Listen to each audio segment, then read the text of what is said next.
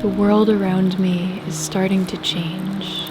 It's quieter, calmer, colder, less colorful, and there are now more hours of darkness than daylight. The hillsides are beginning to lose their leaves, and many branches are now bare. Nature is slowing down, dying back, shedding and slipping into a deep rest, and I notice my own energy shifting.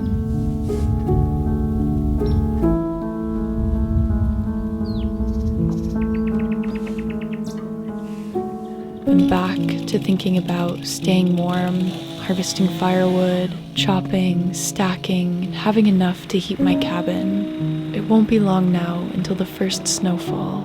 There's a sort of comfort to it, no longer having to cater to summer's chores. Rather, we can relax and release.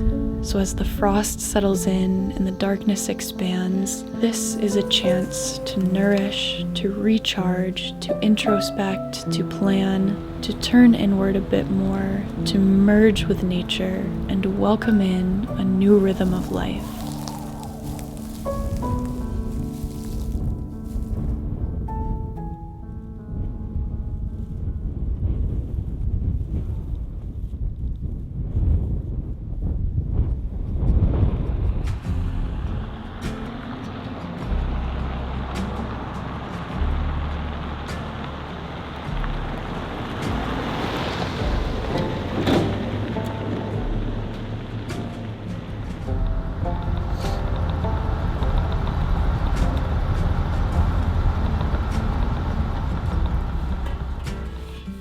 For me, this month is also a time to continue wrapping up the garden. And back at home, I'm picking away at my crops, but lately I've been lucky enough to join my mentor Hannah at her place to both help out and learn more about herbalism. She recently got a copper alembic still, and we've been using it to process plant materials from her land into distillate, and on this specific day, we gathered eucalyptus from the hoop house.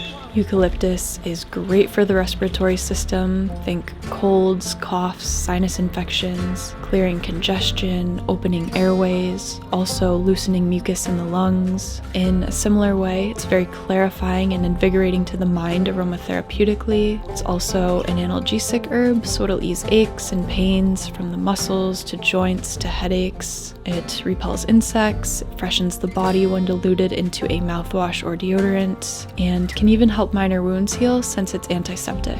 Beyond this, it is also popular in a Thieves Blend natural cleaner. It's very stimulating, very astringent, and you should note that you cannot ingest it internally. It's pretty potent stuff. So, for the actual still, once assembled, we mixed cornmeal to seal and keep in steam, then allow the water in the pot to boil, produce steam, and that rises and passes through the eucalyptus. The heat and the moisture allow the herb's volatile compounds to evaporate and blend into the steam, so it's continually moving upward. Then the steam goes through a condenser where it's rapidly cooled back into a liquid, and that liquid at the end is both hydrosol, which contains the water-soluble compounds and is gentle enough to use undiluted, and then on top of that is the concentrated essential oil. Being able to apprentice under Hannah, get so hands-on, has completely transformed and grown my practice, and I'm really, really grateful for that. And if you want to look more into what she does, her company is called Sweet Birch Herbals.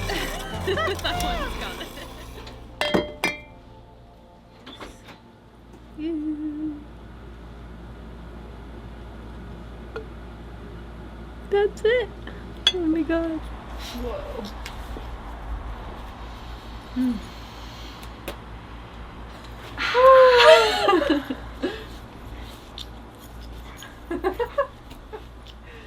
That's good stuff.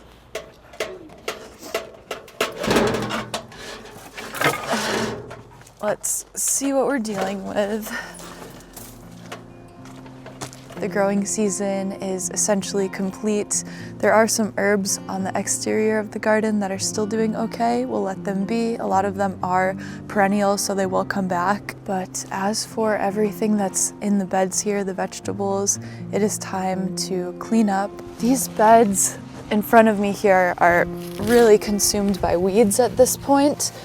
So luckily we've gotten some rainstorms and the soil is nice and loose and it can get these out by the roots. Not long ago, this garden was thriving, alive with color, so many fresh, hearty vegetables. I could come out and get some sunshine and a fresh meal. I always see the garden as a place of lessons, and the one that's speaking to me now is that it's time to embrace this chapter, this annual chapter of transition, to be more deliberate, to take more time in the things that I'm doing, a slower pace of life. Rest would be a big one that's coming through. There's certainly times where I wish I lived in a place that I could have a garden all year long, but there is something so beautiful and special about having the cold season here and having it really in full swing. We get those negative, bitter temperatures, those strong snowstorms. It does give you that extra permission and reminder that you don't always have to be so go, go, go. It feels good to release. There's a lot of release in this time of the year and in the garden and in nature. Also, check this beet that just came out. Frost sweetened. This will be delicious. I guess I missed a couple onions too. Let's see if they're still good.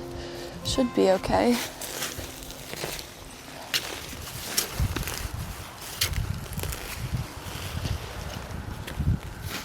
Since these are mostly weeds, I'm going to dump them not in the compost because I don't want them to spread. That's one bed.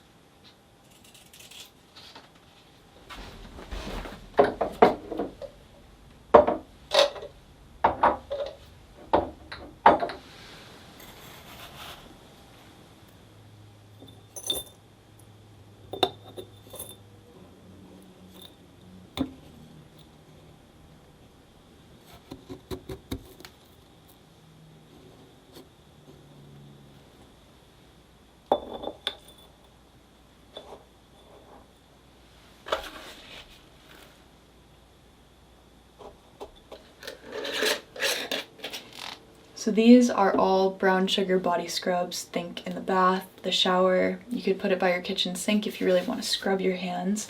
It's jam-packed with apricot oil, jojoba oil, vitamin E. So not only is it exfoliating, but it's going to be replenishing to the skin, hydrating. It's definitely one of my favorite smelling things that I make, especially this time of year. It's got cinnamon leaf, ginger, nutmeg, vanilla extract, clove. Small batch here. I think I made maybe 10 or 12. You'll be the first to know, and I'll put the link to my shop in the description if you want to grab one. They do go quick. If you love all things autumn like I do, I've got the autumn air candle that I'm burning right now. If you're not a candle person, I have it available as a spray. These are my pumpkin pastry sugar scrubs. This is the oil form of that, so the same essential oils. This is really nice after you get out of the bath or the shower or throughout the day. You'll get a lot of uses out of these. I pack them tight, so I'll send you a spoon with it too, and I gotta get the labels on these.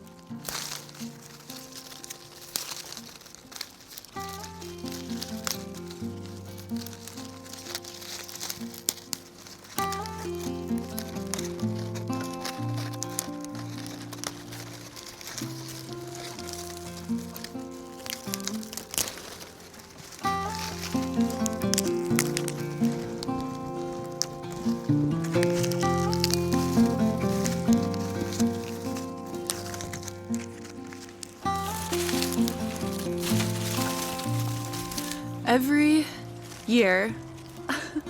Hey, thanks. That's actually exactly what I was looking for. I'm trying to push myself a little bit, get more into, like, closer to self-reliance, and part of that with growing food would be saving your own seeds for the next growing season. And this year I grew a lot of rattlesnake beans. They were very bountiful. We were getting, honestly, probably hundreds every week.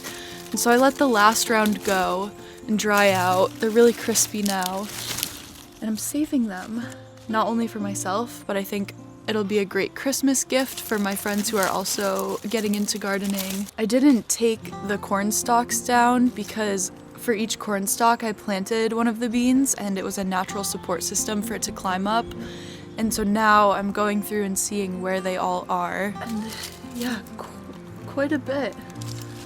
Beans are also great because they supply nitrogen back into the soil. Corn absorbs a lot of nitrogen, so they work synergistically together. Yeah, I'm going to see if there's more I can find in here, and then I'll take them in and start processing them.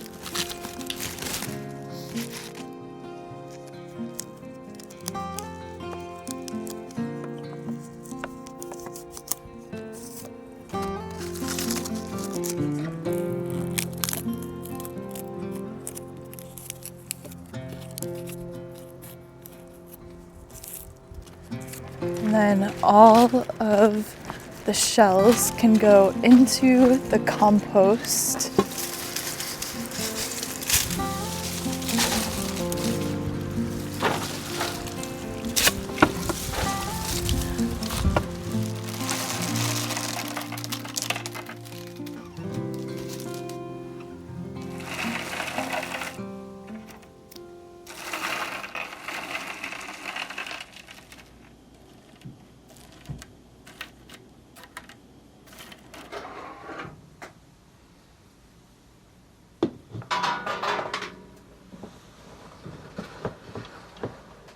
Turns out that I had been saving some of the pods from earlier in the season, and I just found them.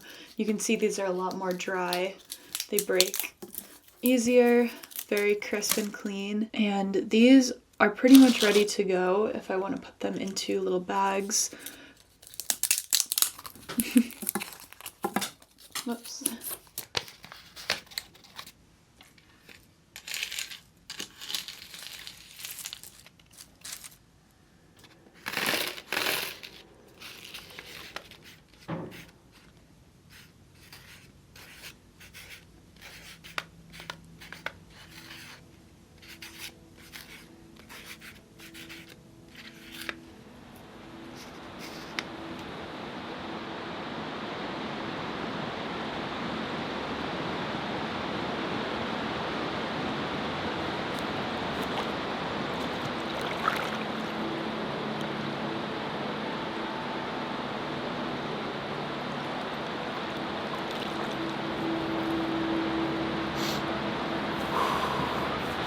That water's cold. Ooh. I came out here for sunset, which is at 4:30 now, and realized that I'm not really going to be able to see it from here. But maybe we'll get some good colors still. I get to spend some time by the river. November is definitely a pocket of readjusting. Something I didn't touch on yet is that change is not only happening in nature around me right now, but it's also going to be happening in the home.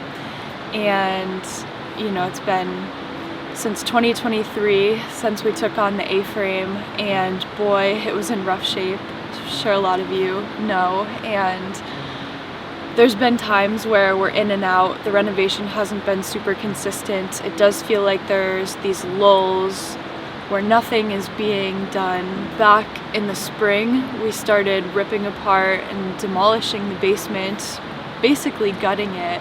And then spring and summer came and we moved on to landscaping and gardening, outdoor projects. And now that we're going back into this season of cold and dark, we're going to be going back inside to finish the basement, unlock an entire new floor of the house, and that will really be the catalyst for the rest of it inside, because once, you know, the bedroom's done, the basement will be done, then we can redo the kitchen, redo the bathroom, and start changing things aesthetically, get to the layout that we envisioned when we first got to the house.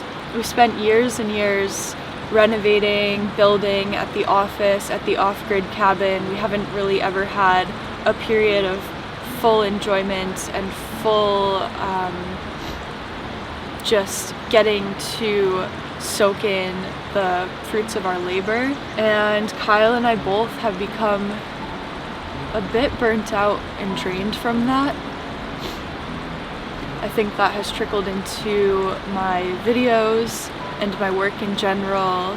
I just haven't had as much energy. I want to be a great storyteller. I want to take you into this world here with me. And so in order to do that, I need to listen to myself, and I need to take this winter to nourish, to relax, to restore, to chip away on things at the house that bring us closer to completion. I've been feeling this way for a year or two at least, where it's just been a lot of work, and then every time we feel like we're right about there, something happens. And now it feels like we're in a place where the work will pay off for the long term. Kind of rambling, but wanted to give you an update that's honest about where I'm at and what to expect. There's a lot of exciting stuff coming, but I do need to take a little bit of time to recharge for real. We've also got the holidays coming up, and I've been stocking my shop like crazy.